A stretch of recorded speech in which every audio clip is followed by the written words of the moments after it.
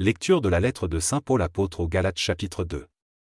L'accord des apôtres à Jérusalem. Puis, 14 ans après, je suis retourné à Jérusalem avec Barnabas. J'ai pris aussi Tite avec moi.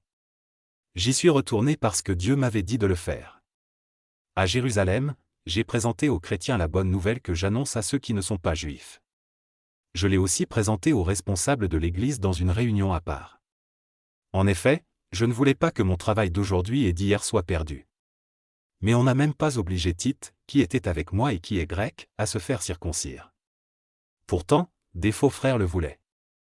Ils étaient venus au milieu de nous comme des ennemis. Ils venaient voir comment nous utilisions notre liberté, cette liberté qui nous vient du Christ Jésus. Ils voulaient nous rendre esclaves.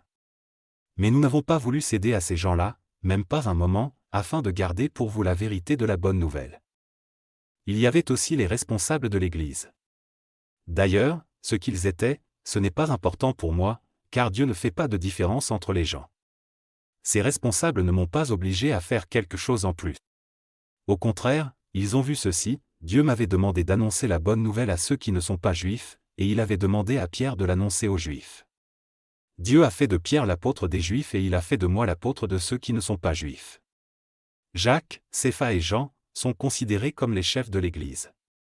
Eh bien, eux, ils ont reconnu le don que Dieu m'avait fait. Ils nous ont tendu la main, à moi et à Barnabas, pour montrer qu'ils étaient d'accord avec nous. Nous devions partir vers les non-juifs, et eux, ils devaient aller vers les juifs. Ils nous ont seulement demandé de nous souvenir des pauvres de leur Église, et je l'ai fait de tout mon cœur. À Antioche de Syrie, Paul fait des reproches à Cépha. Mais quand Cépha est arrivé à Antioche de Syrie, je me suis opposé à lui devant tout le monde, parce qu'il avait tort. En effet, avant l'arrivée de certaines personnes proches de Jacques, Cépha mangeait avec les frères qui ne sont pas d'origine juive. Mais quand les autres sont arrivés, il s'est éloigné, il n'est plus allé avec les non-juifs, il avait peur des chrétiens qui défendaient les coutumes juives. Tous les autres frères d'origine juive ont été aussi faux que lui, et leur conduite fausse a même entraîné Barnabas. Eh bien, j'ai vu qu'il ne marchait pas droit selon la vérité de la bonne nouvelle. Alors j'ai dit à Cépha devant tout le monde, « Toi, juif, tu as vécu ici comme ceux qui ne sont pas juifs, tu n'as pas vécu selon la loi de Moïse. Mais maintenant, tu veux forcer ceux qui ne sont pas juifs à faire comme les juifs. Pourquoi donc? Juifs et non-juifs sont sauvés en croyant au Christ. Nous sommes des juifs de naissance.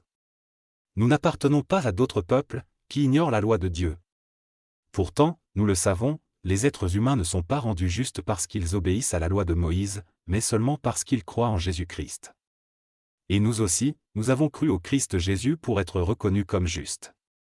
Nous avons été reconnus comme justes en croyant au Christ, et non pas en obéissant à la loi.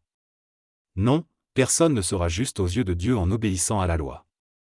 Nous cherchons à être reconnus comme justes grâce au Christ. Mais si on nous trouve pécheurs, nous aussi, qu'est-ce que cela veut dire? Que le Christ est au service du péché? Sûrement pas. En effet, si je retourne à la loi que j'ai abandonnée, je me condamne moi-même. Moi, c'est à cause de la loi que j'ai cessé de vivre pour la loi. Tout ceci est arrivé afin que je vive pour Dieu. Avec le Christ, je suis mort sur la croix.